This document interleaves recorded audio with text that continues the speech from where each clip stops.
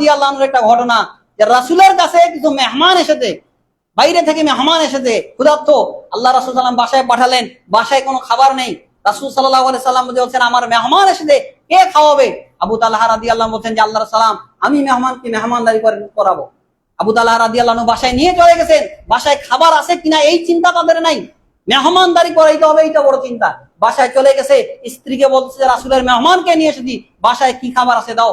স্ত্রী বলতেছে, যদি বাচ্চাদেরকে খাওয়াই মেহমানের কোনো খাবার হবে না। আবু তালহা রাদিয়াল্লাহু বলেন, বাচ্চাদেরকে না খাওয়াই ঘুমাই দাও। তাদের ত্যাগ দেখেন, ভালোবাসাটা দেখেন রাসূলের জন্য।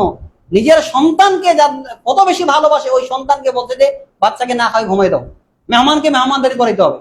আর আজকে আপনার টাকা পয়সা আছে, বাসায় খাওয়া দাওয়া আছে অতিরিক্ত, এরপরও আপনি একটা মেহমানকে নিয়ে খাওয়াইতে সাহস পান না, দাওয়াত দিতে ভয় পাই, আপনি ভয় পান। এইরকম একটা অবস্থা জানেন। অনেক জায়গায় আমরা যাই, মেহমানকে নিয়ে যাইতে ভয় পায়। এত বড় মসজিদ দেখবেন যে না আছে, দাওয়াত দেব, ঘোরাপড়া লাগানোর কথা, দেখবেন বাইরে থাকি ক্ষতি বাসছে, আমি দাওয়াত দেই, এরকম না। উনি কেমন খাবে? আজকে কথাটা এই কারণে বললাম যে দেখেন, আজকে মেহমানদারি এটা আমাদের মধ্যে নাই। আমাদের পূর্বপুরুষ যারা বাপদাদা ছিল, নানা ছিল, তাদের মধ্যে এইরকম ছিল। মসজিদে কোনো মুসাফির যদি আসতো, ওই মুসাফিরকে ধরে বাসায় নিয়ে যেত।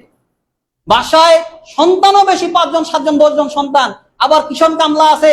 আবার ওই সময় এই আপনার এইরকম গ্যাসের চুলা ছিল না, ম্যাজিক চুলা ছিল না, মাটির চুলাতে রান্না বান্না করতো, ঢেকিতে তারা ধান ভেনে তারপরে চাউল হয়েছে, এরকম না। আর আজকে আপনার বাসায় আপনার স্ত্রীর ম্যাজিক চুলা, রাইস কুকার, যত প্রকারের সেবা সবকিছুই আছে। এরপরে যদি রাতের 9টা 10টার দিকে একটা মুসাফির আপনি নিয়ে যান, আপনার স্ত্রীর নাক ছিটকানি দেবে, হ্যাঁ দাম পাওনি তুমি, এত রাতে এসেছো, আমি পারবো না কোনো খাওয়াইতে, তুমি নিজে খাওয়াও। এইরকম না একটা অবস্থা? এইরকমই অবস্থা, যার কারণে আপনি ভয় পান আপনার স্ত্রীকে, নিজেইতেই সাহস পান না, যে বাসায় যাইলে না জানি কি হয়, তাই না? এরকম অবস্থা। মেহমানদারি করান।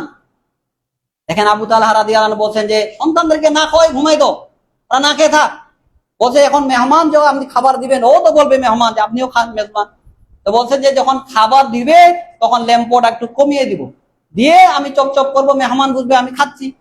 তো এইরকমই করেছেন আবু তালহা রাদিয়াল্লাহু আনহু। পরের দিন সকালে ফজরের সময় রাসূল সাল্লাল্লাহু আলাইহি ওয়াসাল্লাম আবু তালহাকে বলছেন, আবু তালহা কি খবর? কালকে রাতের ঘটনায় আল্লাহ সুবহানাহু ওয়া তাআলা হেসে দিয়েছেন। সুবহানাল্লাহ।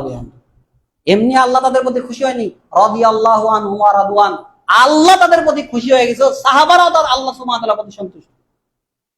আল্লাহ আয়াত নাযিল করে দিয়েছেন সূরা হাশরের 9 নম্বর আয়াত, ওয়া ইউসিরুনা আলা আনফুসিহিম ওয়ালাউ কানা বিহিম খাসাসা, তারা নিজেরা ক্ষুধার্ত থেকে অন্যদেরকে প্রাধান্য দেয়। এইরকম তাদের ঈমান ছিল। আবু তালহা রাদিয়াল্লাহু আনহু একটা বাগান ছিল, ওই সময় মদিনার মধ্যে সবচেয়ে বেশি বাগান ছিল আবু তালহা রাদিয়াল্লাহু আনহু, খেজুরের বাগান। তার একটা বাগান ছিল বাইরুহা, ওই বাগান আবু তালহা রাদিয়াল্লাহু আনহুর কাছে সবচেয়ে বেশি প্রিয় ছিল।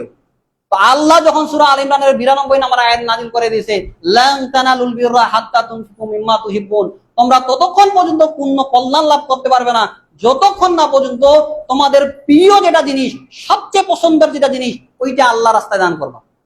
এই কথা শোনার সঙ্গে সঙ্গে আবু তালহা রাদিয়াল্লাহু আনহু বলেন, আল্লাহর সালাম যখনই আয়াত শুনেছে, আমার কাছে সবচেয়ে প্রিয় সবচেয়ে দামি বাগান হচ্ছে এই বাইরুহা, এই বাগানটা আমি আল্লাহর রাস্তায় দান করে দিলাম। সুবহানাল্লাহ। তাদের ঈমানের চেতনা এইরকমই ছিল। আয়াত শোনার সঙ্গে সঙ্গে সবচেয়ে যেটা দামি জিনিস, ওইটাই আল্লাহর রাস্তায় দান করে দিয়েছে। রাসূল সাল্লাল্লাহু আলাইহি সাল্লাম বলেন, আবু তালহা তোমার এই বাগান তোমার যারা আত্মীয় স্বজন আছে, নিকট আছে, তাদেরকে তুমি দিয়ে দাও। আবু তালহা রাদিয়াল্লাহু আনহু এটাই করলেন। তার চাচাতো ভাই যারা ছিল তাদের মধ্যে এই আবু তালহা এই বাগানটা দান করে দিলেন। এইরকম ছিল তাদের ঈমানের চেতনা। চিন্তা করেন। আর আজকে আমাদের অবস্থা এমন একটা অবস্থা, দেখেন একটা ঘটনা বলবো।